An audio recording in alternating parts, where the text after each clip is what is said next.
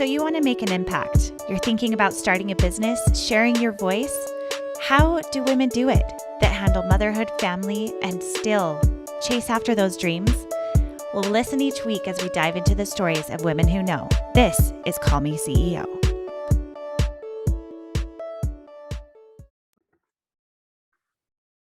Welcome back, everyone, to another episode of Call Me CEO. I am your host, Camille Walker. I am so thrilled today because we are speaking with my new dear friend, Margot Machol Bisnow, who is the new author of Raising an Entrepreneur. And when I got an email in my inbox about this topic specifically, I was thrilled because I feel like this is something that so many universities are starting to actually teach kids how to be entrepreneurs. But it's before now, in my mind, it's been a very divided, like, you go to college and you go get a job, or you don't go to college and you start a business. And I don't know if that's just in my mind, because that's probably not the case, but rewinding to the very beginning, it really starts in the home. So Margot, I'm so excited to have you here today because I know our listeners are going to love this. Thank you so much for being here.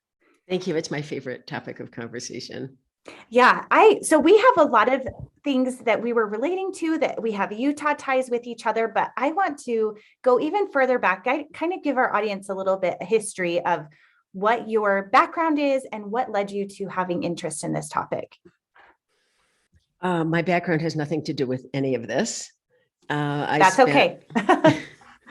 I got an MBA and moved to Washington, D.C. and spent the next 20 years in and around government, mostly in international economic policy. I set up economic think tanks in Eastern Europe, and I was at the Council of Economic Advisors, and just all sorts of, Washington things. Amazing. Then my older son, Elliott, started an organization called Summit in 2008, which is organizations of young entrepreneurs. And I'd go to all these events and I'd meet all these young entrepreneurs who had started really interesting companies or organizations. And I'd never really met anybody like them. And I was just so curious how they turned out the way they did.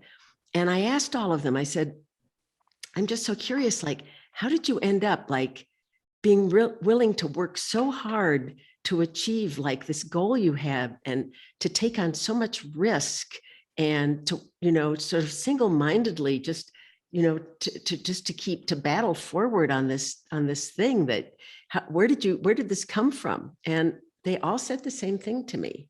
They all said, I had someone, usually they said my mom, who believed in me, who told me I could do anything I put my mind to. And I was so struck by this, and I just kept talking about it. And my kids said, okay, you have to write a book. And I'm like, I can't write a book. And they said, you have to write a book. I can't write a book. Anyhow, it's a long story, but I decided to interview 70 entrepreneurs, and they're generally their moms, but sometimes also a different, family member, to see how they were raised. And my goal was to take as broad a group as possible. So it's half men, half women, every race, every religion, every socioeconomic background, from single moms who hadn't, barely gotten out of high school to, parents who were doctors and lawyers and stuff. And they were families who lived in the US for generations. They were families, who with immigrant parents. They were people born overseas. They were people in small towns. They were people from big cities. They were single kids, 3 in a family, 5 in a family, 7 in a family, parents married, parents divorced, blended families. Just as different as possible. And then they went into very, very different careers. So to me, an entrepreneur is anyone who starts something. Mm-hmm. So it's for-profit companies, it's nonprofit companies, it's artists, and it's activists. And to my amazement, despite these people coming from hugely different backgrounds, in all the basic core ways, these people were raised the same. And it just, like, it blew my mind.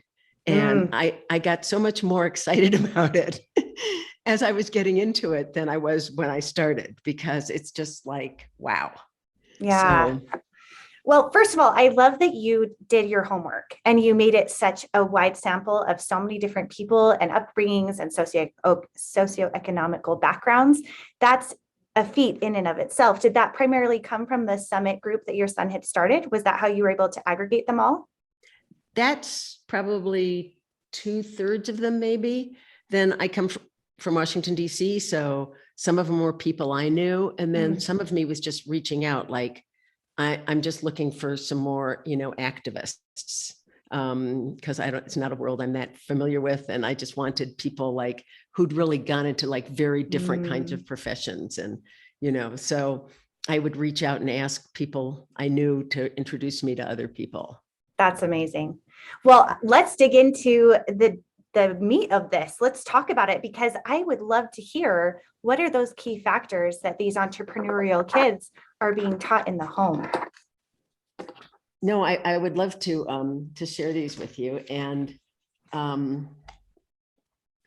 you said, sometimes you think people just sort of make a decision before they go to college about what they're going to do. But I think the traits that mean that you're going to end up becoming entrepreneurial are instilled way, way, way before. And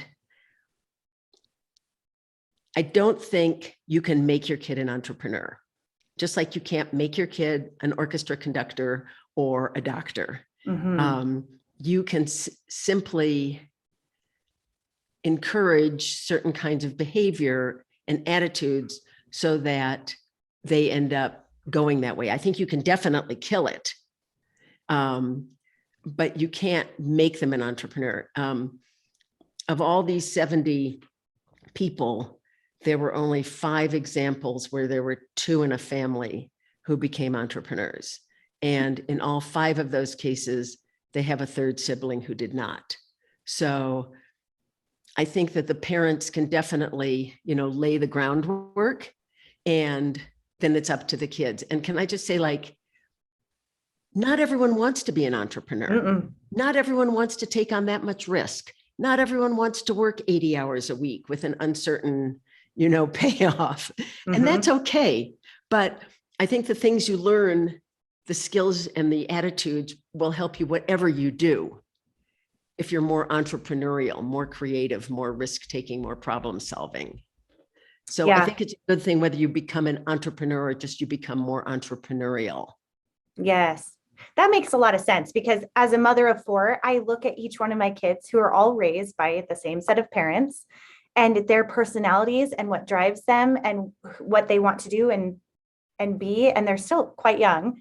They're just so different. What motivates them and what I see their risk taking factor too, you can see that pretty early on as a mom. I remember when my oldest was, I don't know, like at the playground, let's say age 4 or 5, and my oldest is extremely cautious by nature. He follows the rules. He wants to go on the stairs. He will make sure he's walking in line or whatever that looks like. He's afraid of getting hurt. Where my youngest, by the age 3, 4, 5, he always had a goose egg on his head. He was always falling over. He was always like jumping and running and, just has more of that risk taking, I guess. So I completely agree with that. And it's really fascinating as a parent to watch your children develop at the different stages that they're in. So what would you say are some characteristics that we can help encourage and harness and empower our children with?